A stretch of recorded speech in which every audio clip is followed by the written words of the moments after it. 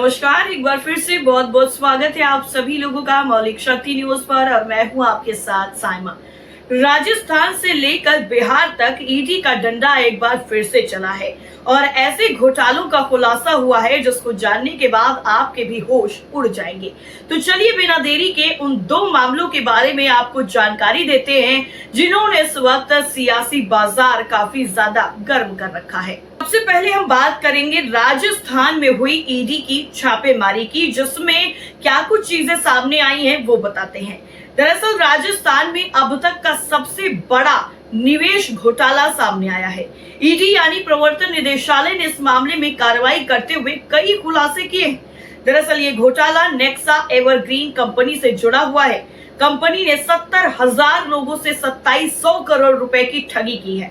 ED ने झुंझुनू, सीकर, जयपुर और अहमदाबाद में 25 जगहों पर छापेमारी की। छापेमारी में 2 करोड़ 4 लाख रुपए नगद और 15 करोड़ रुपए के बैंक और क्रिप्टो खाते सीज किए गए हैं। कंपनी के मालिक सुभाष बिजारड़िया और रणवीर बिजारड़िया लोगों को मोटा मुनाफा देने का वादा करके फरार हो गए हैं, यानी यूं कहें 1, 2, 3 हो गए। 25 जगहों पर तलाशी अभियान लिया गया। ईडी ने नेक्सा एवरग्रीन मनी लॉन्ड्रिंग मामले में ये कार्रवाई की है और ईडी ने झुंझुनू, सीकर, जयपुर और अहमदाबाद में 25 जगहों पर तलाशी भी ली और इस दौरान 2 करोड़ 4 लाख रुपए जब्त भी किए गए नगद। नेक्सा एवरग्रीन कंपनी से जुड़ी बाकी संस्थाओं और सहयोगियों के बैंक और क्रिप्टो खातों को भी सीज किया गया है। इन खातों में करीब 15 करोड़ रुपए जमा है। ईडी की टीम ने नकदी के साथ साथ कई आपत्तिजनक रिकॉर्ड और डिजिटल डिवाइस भी जब्त किए हैं। इस घोटाले में 2 भाइयों ने मिलकर 70,000 लोगों को ठगा। उन्होंने लोगों को मोटे मुनाफे का लालच दिया और 2700 करोड़ रुपए की ठगी दी। इस नेक्सा एवरग्रीन स्कैम में ईडी ने कार्रवाई की है और मीडिया रिपोर्ट्स के मुताबिक ईडी को छापेमारी में करोड़ों रुपए की रकम भी मिली है। हालांकि घोटाले की रकम के मुकाबले ये बरामदगी बहुत कम है। आपको बता दें कि राजस्थान, गुजरात और दिल्ली में 25 ठिकानों पर छापेमारी से हड़कंप मच गया और शनिवार यानी अभी कल ही जानकारी मिली कि ईडी ने झुंझुनू, सीकर, जयपुर, जोधपुर और अहमदाबाद में 2 करोड़ 4 लाख रुपए नगद जब्त किए हैं। इसके अलावा बैंक और क्रिप्टो खातों में पड़े 15 करोड़ रुपए की भी फ्रीज कर दिया गया है। सर्च ऑपरेशन में ईडी को कई चीजें मिली हैं।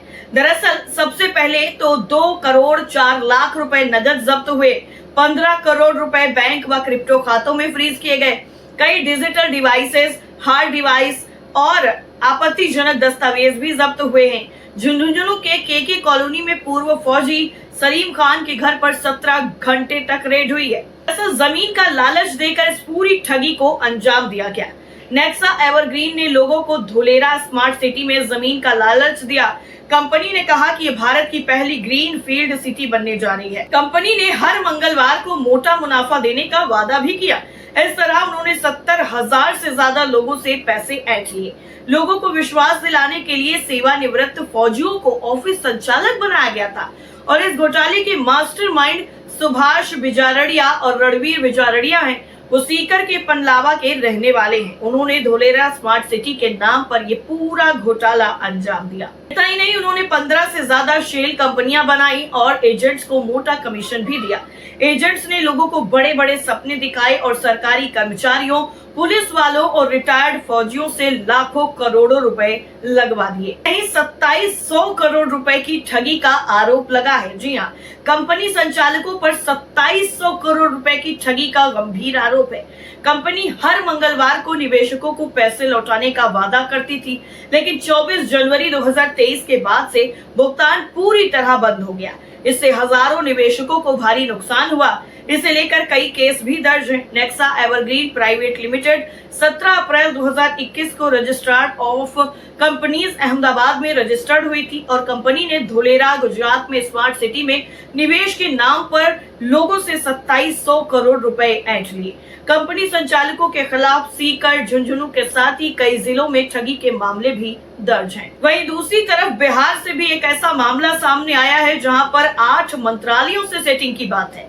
दरअसल बिहार के 8 मंत्रालयों में करोड़ों की टेंडर मैनेज करने वाले ऋषु श्री उर्फ ऋषु रंजन सिन्हा पर शिकंजा कसता जा रहा है। ईडी की तरफ से बताया गया है कि ऋषु श्री के ठिकानों पर छापेमारी में 11 करोड़ 64 लाख रुपए नकद के साथ कई अहम दस्तावेज बरामद किए गए। दरअसल ये मामला इसलिए भी हाई प्रोफाइल हो गया है कि ऋषु श्री के साथ साथ कई ब्यूरोक्रेट की भी गर्दन फंसी हुई है। निलंबित आईएएस संजीव हंस से पहले ही तार जुड़ चुके हैं और ट्रांसफर पोस्टिंग में धांधली को लेकर भी एक अफसर के ठिकानों पर ईडी ने छापेमारी की थी।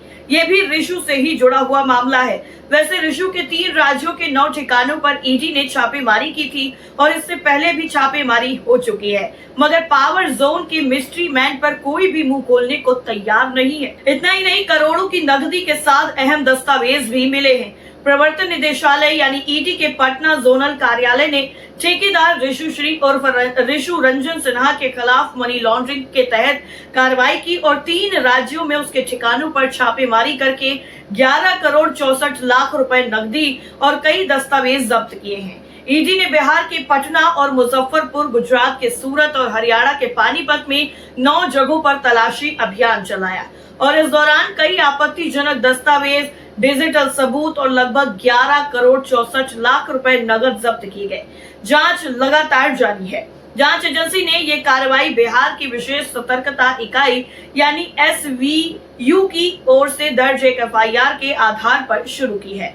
ऋषु श्री उर्फ ऋषु रंजन सिन्हा की फर्म बिहार सरकार के अलग अलग विभागों जैसे जल संसाधन, स्वास्थ्य, सार्वजनिक स्वास्थ्य, इंजीनियरिंग, शहरी विकास, बिहार शहरी आधारभूत संरचना विकास निगम, BUIDCO, शिक्षा, भवन निर्माण और ग्रामीण कार्य विभाग में ठेकेदार या उप ठेकेदार के रूप में काम करती है। उन पर आरोप है कि उन्होंने निजी लाभ के लिए सरकारी अधिकारियों के साथ मिलीभगत करके निविदाओं में गड़बड़ी की है। इतना ही नहीं, तलाशी अभियान में ऋषु श्री के अलावा उनके कुछ करीबी व्यक्तियों और ट्रैवल एजेंटों के ठिकानों को भी निशाना बनाया गया है। दरअसल करोड़ों के सरकारी ठेकों को मैनेज करता था ऋषु। इस तरह का जो अगंभीर आरोप है वो इस ठेकेदार ऋषु पर लग रहा है और अब इस पूरे मामले में आगे क्या कुछ कार्रवाई होगी ये देखना काफी ज्यादा अहम होगा। इन दोनों मामलों को लेकर आपकी राय क्या है, कमेंट करके जरूर बताएं। फिलहाल के लिए इतना ही। बाकी तमाम खबरों के लिए आप जुड़े रहे मौलिक शक्ति न्यूज के साथ। नमस्कार।